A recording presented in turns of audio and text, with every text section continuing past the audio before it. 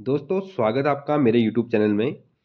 जैसा कि वन दरोगा की सीरीज में आपको कल देखने को मिला था, 30 एमसीक्यू के हमने एक वीडियो बनाई थी जिसमें 30 मोस्ट इंपोर्टेंट एमसीक्यू ऐड किए हुए थे। उसका मैंने पीडीएफ आपको टेलीग्राम चैनल पर दिया हुआ था। इस वीडियो का भी आपको जो पीडीएफ है वो टेलीग्राम चैनल पर मिलेगा, जिसका लिंक आपको वीडियो के डिस्क्रिप्शन बॉक्स में मिल जाएगा। पुरानी वीडियो अगर आपने नहीं देखी है तो उस वीडियो को आप प्लेलिस्ट में जाके चेक कर सकते हैं, और साथ ही साथ इस वीडियो को भी आप लोग अधिक से अधिक मात्रा में पूरा देखें, क्योंकि इसमें 50 महत्वपूर्ण प्रश्न यहाँ पे ऐड किए गए हैं, जो कि क्लास 9th का चैप्टर फर्स्ट यहाँ पर ऐड किया गया है। जो कि चैप्टर का नाम है इसमें दोस्तों, हमारे आसपास के जो पदार्थ हैं, तो वो चैप्टर का नाम है। क्लास 9th एनसीईआरटी की ये बुक का पहला चैप्टर है, तो मोस्ट इम्पोर्टेंट रहने वाला है। आप लोग वीडियो के अंत तक बने रहना। अगर चैनल पे नए हैं चैनल से जुड़ जाएं, साथ ही साथ आप इस वीडियो का पीडीएफ भी हमारे चैनल से प्राप्त कर सकते हैं। चलिए शुरू करते हैं बिना किसी देरी के। पहला प्रश्न है, वायु का दाब जैसे जैसे घटता है वैसे वैसे द्रव का क्वथनांक क्या होता है? तो ऑप्शन बी यहाँ से हमारा करेक्ट आंसर हो जाएगा। यानी कि अगर वायु का दाब बढ़ेगा, जैसे जैसे दाब बढ़ेगा तो उसका द्रव का जो क्वथनांक होगा वो क्या होगा? डाउन होते रहेगा। तो ऑप्शन बी यहाँ से हमारा करेक्ट आंसर बन जाएगा। इस पीडीएफ को हमारे चैनल से भी प्राप्त कर सकते हैं, ठीक है। नेक्स्ट है, गैस का द्रव में परिवर्तन क्या कहलाता है? तो इसका कहते हैं दोस्तों संघनन कहलाता है। ऑप्शन सी यहाँ से हमारा करेक्ट आंसर बन जाएगा। नेक्स्ट है, वह ताप जिस पर ठोस द्रव में परिवर्तित होता है उसको क्या बोलते हैं? उसको बोलते हैं द्रवणांक। ऑप्शन ए यहाँ से हमारा करेक्ट आंसर बन जाएगा। अगला है, पदार्थ के कणों को एक साथ बांधकर रखने वाला बल क्या कहलाता है? इसको बोलते हैं अंतरा आणविक बल कहलाता है। नेक्स्ट है, वह प्रक्रिया जिससे ईत्र की गंध वायु में चारों ओर फैल जाती है उसको क्या कहते हैं? इसको बोलते हैं विसरण, मतलब कि चीज़ों का फैलना। जैसे कण जो होते हैं वो चारों ओर फैल जाते हैं, इसको विसरण बोला जाता है, ठीक है। तो करेक्ट आंसर क्या हो जाएगा हमारे यहाँ से? Option B. छठा प्रश्न है, निम्न में कौन पदार्थ का मौलिक गुण है? तो दोस्तों यहाँ से द्रव्यमान और जो आयतन होता है वो किसी पदार्थ का क्या होता है? मौलिक गुण होता है, ठीक है। नेक्स्ट है, पदार्थ के कण क्या क्या होते हैं? तो ऑप्शन डी क्या है इसमें? इन सभी में से ये सभी पदार्थ के गुण होते हैं। यानी कि पदार्थ अति सूक्ष्म होते हैं और इनमें गतिज ऊर्जा युक्त होते हैं और एक दूसरे को आकर्षित करते हैं। तो ऑप्शन डी यहाँ से हमारा करेक्ट आंसर बन जाएगा। नेक्स्ट क्वेश्चन है, पदार्थ की कितनी अवस्थाएं होती है? तो यहाँ से ऑप्शन सी हमारा करेक्ट आंसर बन जाएगा। पदार्थ की कितनी अवस्थाएं होती है? तो पदार्थ की 5 अवस्थाएं होती हैं। नेक्स्ट है, निम्न में कौन पदार्थ का गुण नहीं है? तो तरंगदैर्घ्य क्या है यहाँ से दोस्तों? पदार्थ का गुण नहीं है। घनत्व होता है, संपीडितता भी होता है और विसरण भी पदार्थ का गुण होता है। नेक्स्ट है, किसकी संपीडितता सबसे कम होती है? तो ठोस की संपीडितता जो होती है वो सबसे कम होती है, ठीक है। क्योंकि द्रव, गैस और प्लाज्मा में इनकी संपीडितता क्या होती है? अधिक होती है, जो कि ठोस की सबसे कम होती है। क्योंकि ठोस को क्या हो सकता है, आप लोग ठोस को जितना प्रेस करेंगे तो वो क्या होगा, उसका साइज में बदलाव नहीं आएगा। गैस को क्या कर सकते हैं आप? जैसे घरों में सिलेंडर होता है या सीएनजी सिलेंडर होते हैं, तो सबसे अधिक किसकी होती है? गैस की होती है। क्योंकि गैस को अगर हम अधिक क्या कर सकते हैं? संपीड़ित कर सकते हैं। नेक्स्ट है, निम्न में किसका घनत्व सबसे अधिक होता है? ठोस का घनत्व ऑब्वियसली सबसे अधिक होता है, बाकी इनका क्या होता है? ठोस से कम होता है। नेक्स्ट है, किसी पदार्थ, ठोस पदार्थ का सीधे वाष्प में परिवर्तन क्या कहलाता है? इसको बोलते हैं ऊर्ध्वपातन। यहाँ से हमारा करेक्ट आंसर बन जाएगा। नेक्स्ट है, वाष्पन की प्रक्रिया में उत्पन्न होती है। जो वाष्पन होता है तो उस प्रक्रिया में क्या उत्पन्न होता है? यहाँ से ठंडक उत्पन्न होती है, क्योंकि जब वाष्प निकलता है तो क्या होता है? ठंडक उत्पन्न होती है। अगला है, 100 डिग्री सेंटीग्रेड ताप पर केल्विन का मान कितना होगा? तो यहाँ से हम क्या करेंगे इसमें दोस्तों? सिंपल सी बात है, 273.15 यहाँ पे हम ऐड कर देंगे। जैसा कि कल भी मैंने आपको बताया था, जो मैंने टेस्ट सीरीज का 30 क्वेश्चन किए थे उसमें भी बताया था कि केल्विन को, डिग्री सेंटीग्रेड को केल्विन में बदलने के लिए उसमें 273.15 ऐड कर देते हैं। नेक्स्ट है, किसी पदार्थ के का केल्विन तापमान 673.158 सेल्सियस या सेंटीग्रेड में इस ताप का मान कितना होगा? ठीक है, तो इस कंडीशन में क्या कर देता हूँ, इसको माइनस कर देंगे तो ऑप्शन डी यहाँ से करेक्ट आंसर बन जाएगा हमारा 400। अगर 673 में से 273.15 अगर माइनस करेंगे तो 400 हमारे यहाँ से करेक्ट आंसर बन जाएगा। अगला प्रश्न है, सौर मंडल में प्लाज्मा अवस्था की उत्पत्ति का कारण क्या है? तो यहाँ से ऑप्शन सी करेक्ट आंसर हो जाएगा। उच्च ताप के कारण क्या होता है, अगर टेम्परेचर हाई रहेगा तो सौर मंडल में प्लाज्मा अवस्था की जो उत्पत्ति का कारण है वो क्या होता है, उच्च ताप यानी हाई टेम्परेचर। नेक्स्ट है, गर्म करने पर गैस का आयतन क्या होता है, बढ़ जाता है। अगर किसी गैस को गर्म करेंगे तो उसका आयतन क्या होगा, ऑब्वियसली फैल जाएगा, यानी कि उसका आयतन बढ़ने लगेगा, ठीक है, यानी कि इंक्रीज होगा।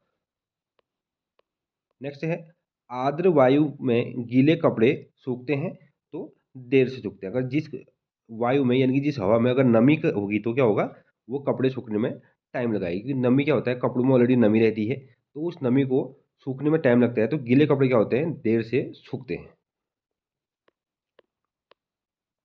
अगला है, हवादार जगहों पर द्रव के वाष्पन का वेग ये क्या होता है, बढ़ जाता है, ठीक है, यानी कि जो हवादार जगह होंगे वहां पर द्रव का जो वाष्पन होगा वहां पर क्या होगा, बढ़ जाएगा, यानी कि अगर वहां पर क्या होगा, हवादार जगह पर क्या होगा, जैसे हवा चलेगी तो क्या होगा, वाष्पन जल्दी जल्दी होने लगेगा, ठीक है, इंक्रीज हो जाएगा। इस प्रकार के प्रश्न काफी पूछे जाते हैं कि आप लोगों को इस चीज़ पर फोकस करना है। बाकी आप पीडीएफ प्राप्त कर सकते हैं, पीडीएफ के द्वारा भी आप रिवीजन कर सकते हैं। इसी प्रकार से आपको चैप्टर वाइज एमसीक्यू जगह बीच बीच में मिलते रहेंगे, तो आप लोग चैनल से जरूर जुड़ जाएं अगर चैनल पर नए हैं। अगर चैनल पर ऑलरेडी जुड़े हुए हैं तो हमारे टेलीग्राम चैनल से भी आप जुड़ सकते हैं, जहाँ पे आपको पीडीएफ प्राप्त होगी और साथ ही साथ अन्य स्टडी मटेरियल वहाँ पे आपको प्रोवाइड करवाया जाता है। अगला प्रश्न है, निम्नलिखित में से कौन सही नहीं है? तो आपको चार ऑप्शन दिए गए हैं। पदार्थ सूक्ष्म कणों से बना है, पदार्थ के कण निरंतर गतिशील रहते हैं, ठोस पदार्थ का घनत्व द्रव से अधिक होता है, और डी ऑप्शन दिया गया है, ठोस पदार्थ की संवेदना द्रव से अधिक होती है। तो यहाँ बताया गया मैंने आपको, सबसे ज़्यादा होती है गैस की, उसके बाद द्रव की, उसके बाद ठोस की। तो तीनों ऑप्शन गलत जाएंगे हमारे, ए, बी और डी। तो ऑप्शन सी हमारा करेक्ट आंसर बन जाएगा यहाँ से, sorry option D correct answer बन जाएगा, सही नहीं है पूछा ना, ठीक है, तो ऑप्शन डी करेक्ट आंसर बन जाएगा कि ठोस पदार्थ की संवेदना द्रव से अधिक होती है। बाकी तीनों ऑप्शन क्या होंगे हमारे, सही हो जाएंगे, यानी कि ए, बी और सी ये तीनों सही हैं, और डी ऑप्शन हमारे यहाँ से गलत हो जाएगा, यानी करेक्ट आंसर हो जाएगा हमारा ऑप्शन डी। अगला प्रश्न है, तापमान बढ़ाने पर कोई ठोस पदार्थ तो क्या होता है, द्रव में परिवर्तित हो सकता है, बिना द्रव में बदले सीधे गैस अवस्था में बदल सकता है, और अपरिवर्तित रहता है। यानी कि अगर टेम्परेचर बढ़ाएंगे तो कोई ठोस पदार्थ सबसे पहले क्या होगा, द्रव में परिवर्तित हो जाएगा, उसके बाद क्योंकि बिना द्रव में बदले सीधे गैस में परिवर्तित में जा सकता है, अपरिवर्तित रह सकता है, तो उपयुक्त सभी यहाँ से हमारा करेक्ट आंसर बन जाएंगे। ऑप्शन डी यहाँ से हमारा करेक्ट आंसर बन जाएगा। अगला प्रश्न है, निम्न में किसका ऊर्ध्वपातन होता है? तो आयोड का जो होता है, आयोडीन का, तो यहाँ पे क्या होता है, इसका ऊर्ध्वपातन होता है। ऑप्शन बी यहाँ से हमारा करेक्ट आंसर बन जाएगा। नेक्स्ट है, निम्नलिखित में कौन पदार्थ है? तो दोस्तों गंध, ठंडा और प्रेम, तो यहाँ से हमारा ऑप्शन डी ठंडा पेय जो होता है वो क्या होता है, एक पदार्थ होता है। अगला प्रश्न है, निम्नलिखित में से कौन पदार्थ नहीं है? तो हवा, जल, भोजन, यहाँ से हमारे सही हैं, और जो स्नेह होता है ये यहाँ पर पदार्थ नहीं होता है। नेक्स्ट है, किस अवस्था में अणुओं की ऊर्जा होगा यहाँ पे, ठीक है, ऊर्जा अधिकतम होती है? तो यहाँ से करेक्ट आंसर बन जाएगा हमारा ऑप्शन सी, गैस अवस्था में किसी भी अणुओं की क्या होता है, ऊर्जा अधिकतम होती है, यानी कि गैस क्या होता है, अधिक मात्रा में क्या होता है, संचरण कर सकता है, ठीक है।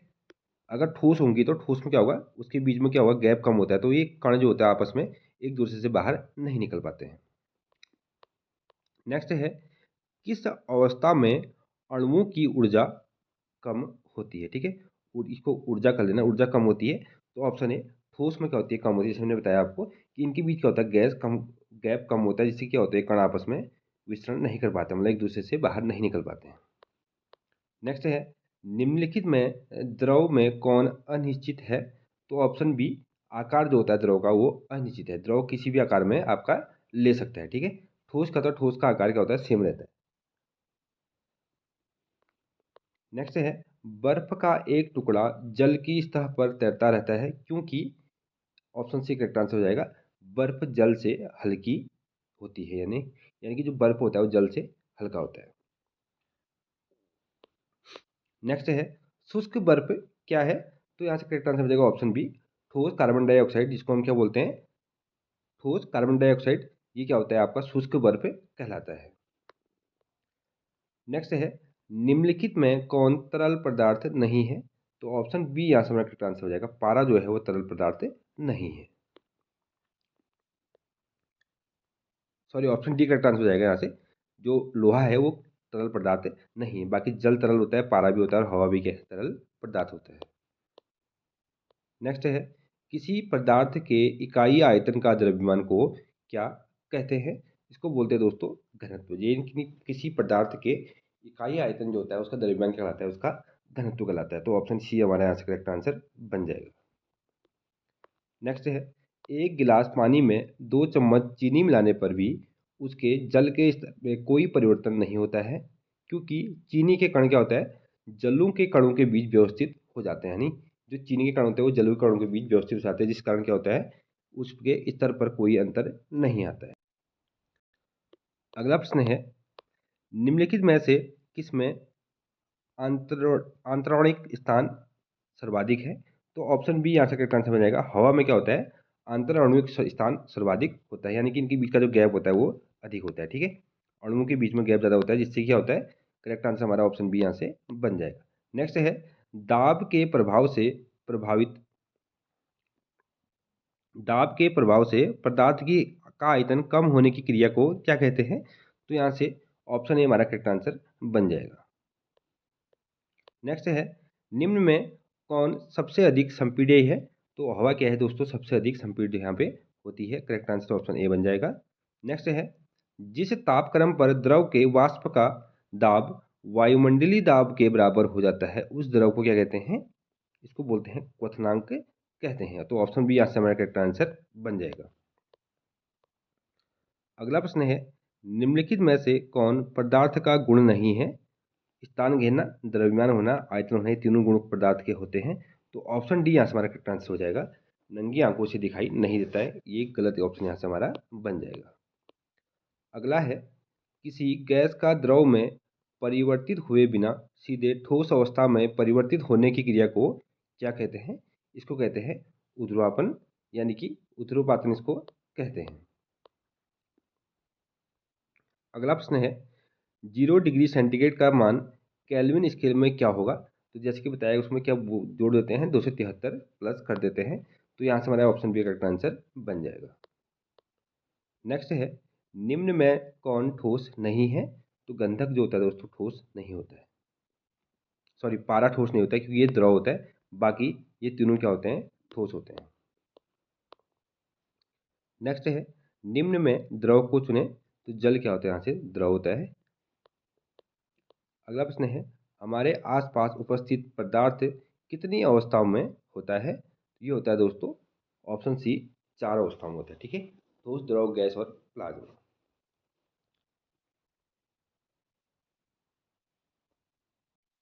अगला प्रश्न है कणों के बीच आकर्षण बल किस में सबसे अधिक होता है? तो ठोस में क्या होता है दोस्तों, जो आकर्षण बल होता है वो सर्वाधिक होता है।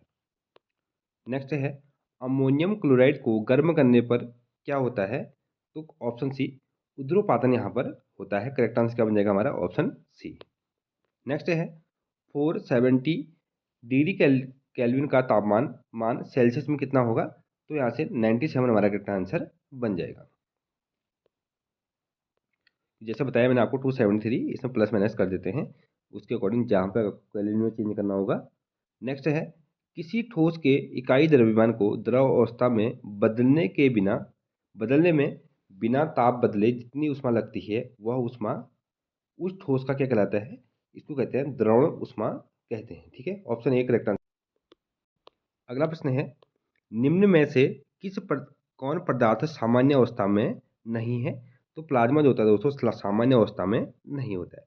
बाकी ठोस, द्रव और गैस आपको सामान्य अवस्था में देखने को मिल जाएंगे। नेक्स्ट है वायुमंडलीय दाब पर 1 kg द्रव को उसके द्रवणांक पर गैसीय अवस्था में परिवर्तन करने के लिए आवश्यक ऊष्मा को क्या कहते हैं? इसको बोलते हैं वाष्पीकरण को गुप्त ऊष्मा इसको कहते हैं।